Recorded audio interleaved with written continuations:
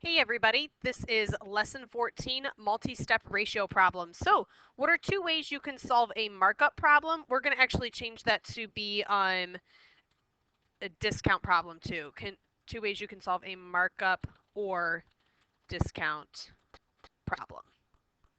Okay, when you've copied that down, you can unpause it and read about Peter Pan's Palace. They advertise the following sale. Shirts are 1/2 off. Okay, so shirts are 1/2 off. Pants are 1/3 off the original price, and shoes are 1/4 off. So it seems like depending on what item you're buying, it's a different discount. Okay, so we're going to have to pay attention to that. If a pair of shoes costs $40, what is the sales price? All right, so we're talking about shoes in this one. So that's the one that's 1/4 off. If you remember your tape diagrams from the past, we can show 1/4 using that tape diagram. So what I'm actually going to do is pull up a rectangle here. So what you can do is draw a rectangle on your paper. And what I'm going to do is split that into fourths because it says it's 1/4 off. So there we go. It doesn't have to be perfect, just so that you can kind of get a visual. So this is the entire pair of shoes, and it says that it's $40. And we know that it's 1/4 off. Well, if it's 1/4 off, let's take this $40 and figure out how much goes into each of those little smaller rectangles. Okay, you can use your calculator, but I think mentally most of you can do that on your own. It would be $10 in each box. Now, what does 1/4 off mean? What does 1/4 off mean?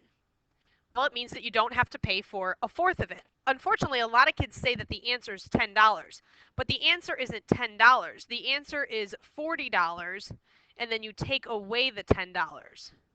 So 40 minus 10, because this is 1/4, and that gives us the final answer of 30.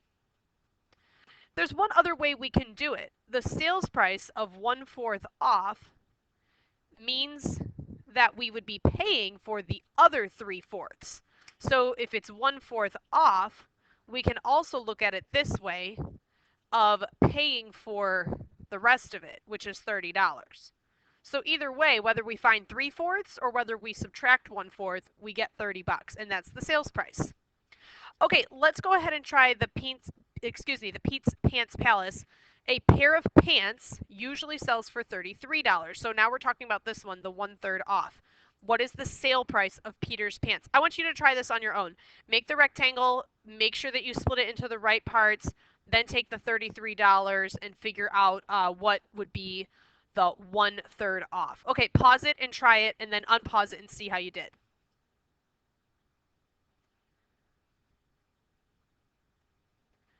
Okay, hopefully you did that. I'm going to now show you how we got this. So if it's 1/3 off, I'm splitting it into thirds. And we know that the entire pair of pants was $33. So each third in here is going to be $11. And it's 1/3 off, which means you pay for 2/3.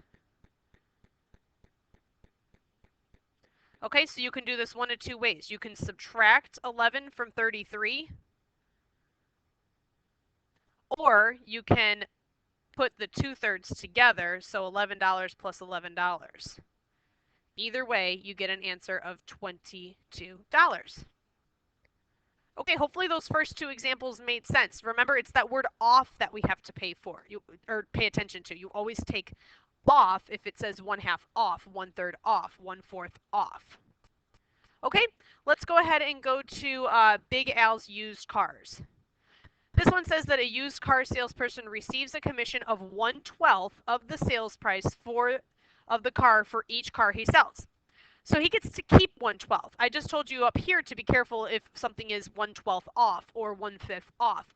This one isn't saying off. This is saying he receives 1/12 of the price. So what would be his commission on a car that sold for $21,999? Okay, now hopefully you're not going to be too upset, but if you notice the whole 1/12, we kind of have to split it into 12ths. So if you want to know my thinking as I do this, let's see. I split it in half. Each of those would need to be split into 6. If I split them in each in half again, now I have 4 sections. So each of those I can split into thirds. Not sure if that made sense, but that's kind of how I attack it. So that way I don't have, lots of random boxes and then have to draw more. Okay, so moving on. We know that the car is $21,999. And then we know that the same number is going to go into each of those 12 boxes. Well, if I divide that by 12, go ahead and pause it right now and divide that by 12. And then write that number into the first box. You kind of might have to squeeze it in there a little bit. It looks like it's $1,833.25. So $1,833.25. Okay, now, if you want, I know that you might not be real excited to redraw that every time, plus it's kind of hard to fit in the boxes. What I do is now that you have a good visual of it, you can just kind of put those quotation marks, it means like, okay, it gets repeated over and over again. And really for this one, it's just saying 1/12 of the sales price. So it's just one of these boxes. If it was 3/12, then we would do 3 of the boxes, 5/12, 5 of the boxes. So this one really is just talking about one box. They each have $1,833.25. And I just want to say he gets one of those boxes. So it is that answer, $1,833.25. That's his amount of commission. If you don't remember the word commission, that's how much somebody keeps off of a sale. So that's his incentive. If he sells a car for this much, he knows he gets to keep that much of the sale. So if you know someone in sales, they might also receive a commission, a percentage or a fraction amount. Okay, let's go on to tax time. That's example 3. As a part of a marketing plan, some businesses mark up their prices before they advertise a sales event. Some companies use this practice as a way to entice customers into the store without sacrificing their profits. A furniture store wants to host a sales event to improve its profit margin and reduce its tax liability before its inventory is taxed at the end of the year. Okay, a lot of that might not have made sense to you, but to make that make a little more sense, what happens is sometimes people mark their prices up and then say, okay, now it's on sale. So they're still going to make money. Okay, so even if there's a sale, they're still going to make money. So what we're going to try to figure out is how much profit will the business make on the sale of a couch that is marked up by 1/3, then sold at a 1/5 discount if the original price is $2,400. So that's before the markup, before anything. When you hear original, that means like, okay, at the beginning, this is how much it cost. So at the beginning of this whole thing, the couch cost $2,400. So we can make our rectangle and we can call that $2,400.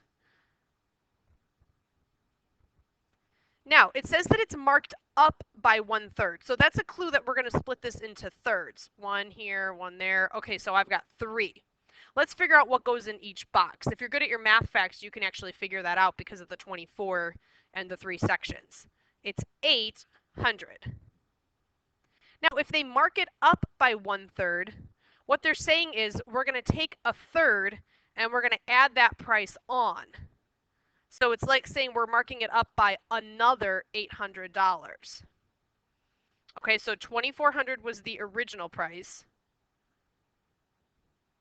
And then what the furniture store is going to sell this whole thing for, so this whole couch gets sold for 800, 800, 800, 800, that's 3,200. Now, this is a challenging problem, so if you need to pause and listen to it again, you might need to do that to know what markup is. Okay, then part 2 is the sale. Okay, so this was the markup, and now we're going to talk about the sale. So the sale says that they're going to sell it for 1/5 off. So see, that's how they get you in the store. They say, okay, it's on sale now. Go ahead, try to buy this. Or, come in and buy this because you know that it's on sale. So if it's on sale for 1/5 off, you think you're getting a good deal. The business knows that they're hopefully going to still make money even if they sell it for the sale price. Okay, so now the sale price, we're going to figure out, it's 1/5 off of 3,200. Remember, 3,200 is after they marked it up. So now we're going to split this into fifths. because it's 1/5 off. Okay, now take the, the price that the, furniture store says that the couch is. So the furniture store said, okay, it's $3,200 for this couch, and then they go, now we're going to mark it off. So split that $3,200 into 5 sections. 5 sections. Pause it if you want to, so that you can figure that out. So did you get that each fifth would be $640? And remember, it's 1/5 off. It's 1/5 off. So you don't have to pay for that fifth. So now tell me what would be $640 times the 4/5 that are still left there. Okay, that's $2,560, and that's after the sale.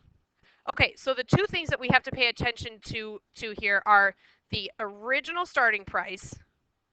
That's what they started paying for the couch. And then this is what they ended up selling it for in the sale. So they did make money. They did make money. I want you guys to understand that. They made money on this. How much did they make? All you have to do is subtract the original price from there, and you get a $160 profit. Okay. I'm going to have this last example be a challenge problem, but even with a challenge problem, I need you to change the price of the motorcycle to $14,004. This one is saying to work backwards. That's my hint to you. So I want you to try example 4, and then you can unpause it when you're done. If you don't want to do example 4, and this was already tough enough for you to follow, that is okay. This is a challenge, so it's kind of like one of those level 4 questions that we've been talking about. When you're done, you can unpause it and see how you did. Okay, this motorcycle has been marked up by 1/5, and then he sold it for $14,004. So you're actually trying to figure out 1, 2, 3, 4, 5. You're actually trying to figure out the before price. Okay, this is the before or original price, and we don't know what that is. Sorry, I got an extra dot there. We don't know what that is, but we do know that when he marked it up by 1/5, so what they did was they took 1/5 and added it on. We do know that that entire price is 14,000. Sorry about that.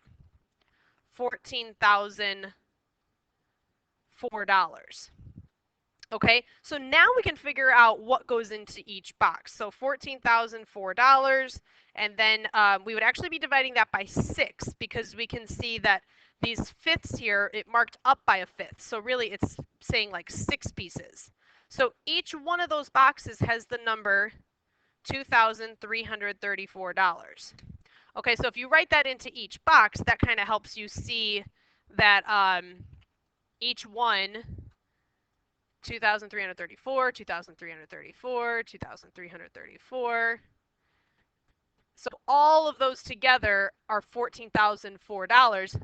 His original price is only 5 of those sections, not all 6 of them. So now you can take that $2,334 and figure out what he paid for the motorcycle.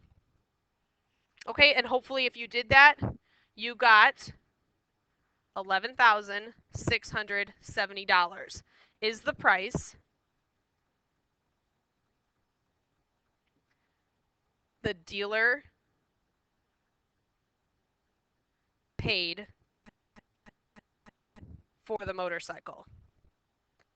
Now, if you're trying to figure out what that means, what the dealer paid, like Harley Davidson, that's the most popular brand I can think of. If somebody who works for Harley Davidson purchases a motorcycle and then goes to sell it, they need to make money on it. They need to sell it for more than what they bought it for. That's how all businesses work.